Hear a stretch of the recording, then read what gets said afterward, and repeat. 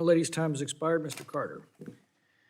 Thank the gentleman for yielding. Thank you for holding this markup today, Mr. Chairman. Today, we're taking a critically important step toward unlocking President Trump's mandate that over 77 million Americans voted for.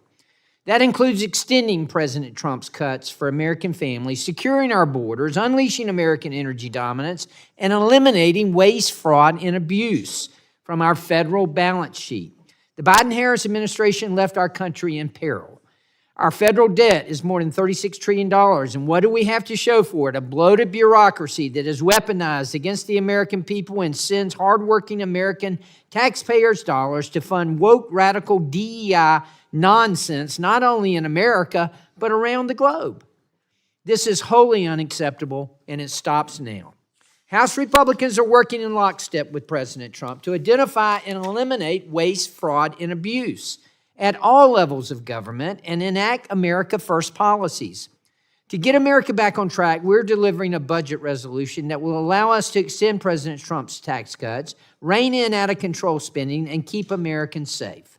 In 2017, President Trump and Republicans delivered tax cuts that created more jobs and higher wages for hardworking Americans. The impact President Trump's tax cuts had on our economy have been undeniably beneficial for all Americans.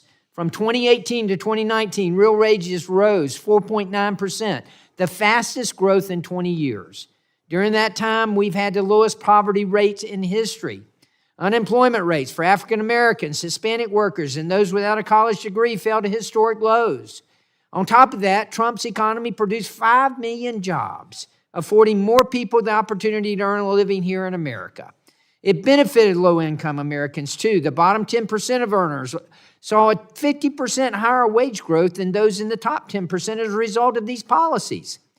Extending President Trump's tax cuts will allow us to continue to make America great again, and that starts with us passing this budget blueprint. This budget blueprint also delivers on the promise to secure our borders. For the past 4 years, the American people suffered from the Biden-Harris administration's open border policies that led to an unprecedented national security and humanitarian crisis. Last fiscal year, Customs and Border Protection confiscated over 21,000 pounds of fentanyl at our borders. That's enough fentanyl to kill every American several times over, and that's just the drugs we know about. Under the Biden-Harris administration, we saw rates of overdose or poisoning deaths skyrocket, peaking at nearly 108,000 in 2023, driven by the surge of fentanyl coming across our borders. Illicit fentanyl overdoses are now the number one cause of death among adults 18 to 45, the number one cause of death. Every year, more Americans are dying from illicit fentanyl than the number of American lives lost during the Vietnam War.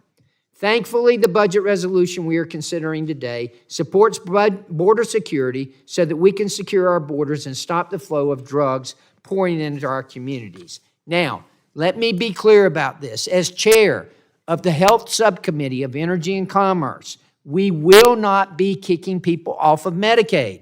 That is not what is going to happen. What we are going to try to do, and what we will succeed in doing, is making sure that we stabilize, making sure that we secure, making sure that we strengthen Medicaid by eliminating waste, fraud, and abuse that is going to a lot of providers and instead sending this to Medicaid recipients. That's where the money should be going. That's what we're going to identify, and that's where we're going to get savings.